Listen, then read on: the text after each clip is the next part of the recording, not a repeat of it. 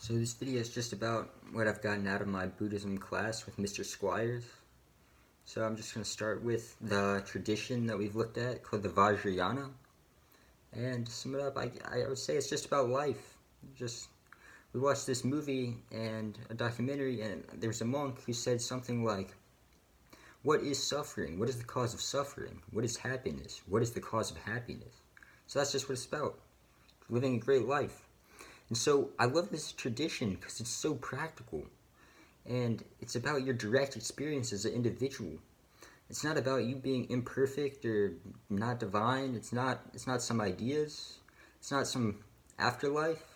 It's not out there. It's not anywhere else besides right here. It's you as an individual and your direct experience. And I just find it so incredibly refreshing because especially in myself, and I think in our society as a whole, everything is just so idea-based.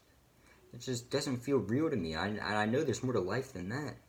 Like, ideas aren't necessarily a bad thing, but once they become disconnected from reality, that's when neuroticism comes up. And so we go to school all day, we try to learn, but can't really because you're playing the grades game.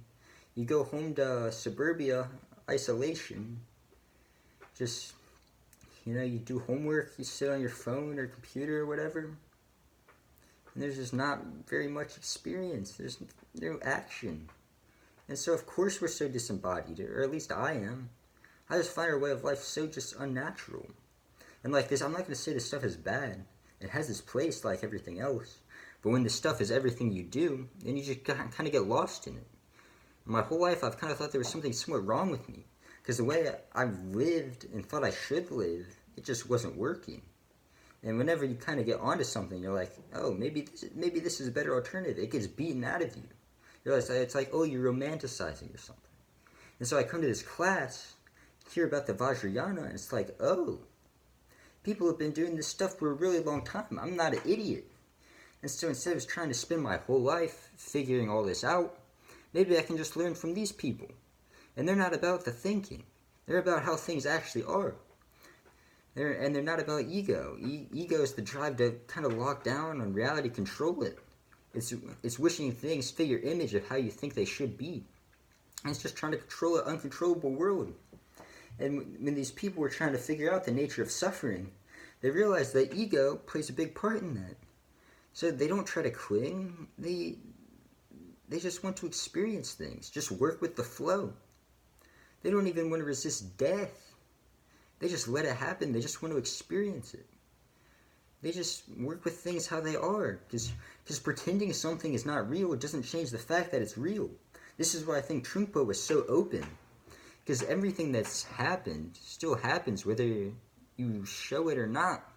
And once you acknowledge it's real, you can work with the situation as best as possible.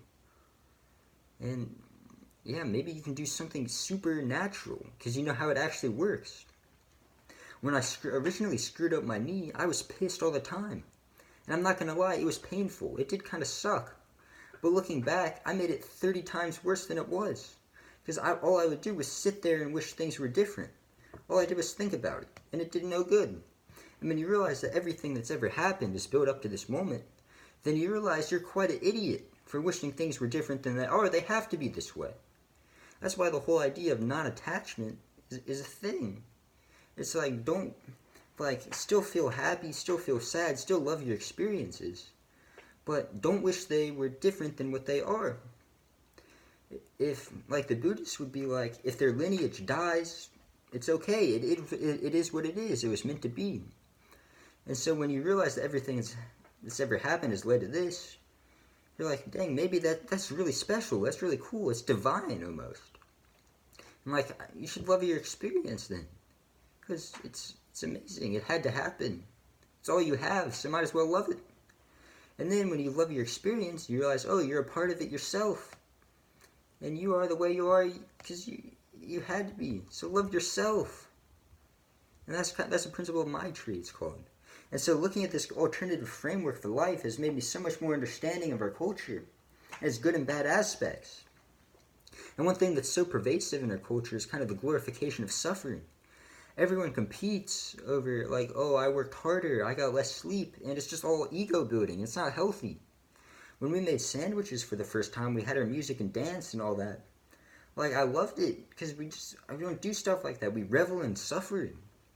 And so after our party, I was telling some people about how great it is. And they're like, well, that's not Buddhism. And so I explained, and like, they just said it was stupid. And like, I was stunned. It's like, what do we value sometimes? It's like some people instantly have 95 theses on why anything new sucks.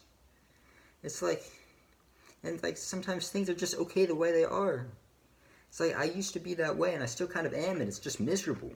Every experience is just corrupted by your stupid analysis. And I was thinking a lot about this concept of glorifying suffering, because Trungpa would say that any situation can be worked with. He didn't try to beat America out of the Americans, he realized that they were kind of onto something. And so unlike the other big teachers of Tibet, who thought the Westerners were unteachable, he came over and did stuff, and it was super radical and amazing. And so I try to be careful of saying anything is off limits or unworkable, because it does no good. And so I was thinking with this concept of glorifying suffering, that maybe there's a bit of yin and the yang. It's like, I was thinking, how do we redirect that energy into something better? And it's like most people, in our society especially, unless you're really deep into this kind of stuff, are going to struggle and suffer in a discipline at some point, as it rubs up against their egos and how they think things are and should be. And so we've talked about how in like the military or martial arts or whatever, or any discipline, it's not about what you think. And so maybe, we can just, instead of using suffering to build ego, we can see it as maybe the ego becoming a bit more accommodating and not try to fight it. And so this class has kind of showed me that the matrix I've lived in, it's woken me up to it, and it's taught me how to work with it, how to get out of my head and just live. It's like when we listen to music in class, what if I was just there and listened? In math, what if I just did math instead of trying to fight it? In drawing, what if I just drew? In life, what if I just lived? Like, embrace life and escape this neurotic little mediocre box of shit that I've lived in, and find everything that's always been here. That's what the Vajrayana is all about.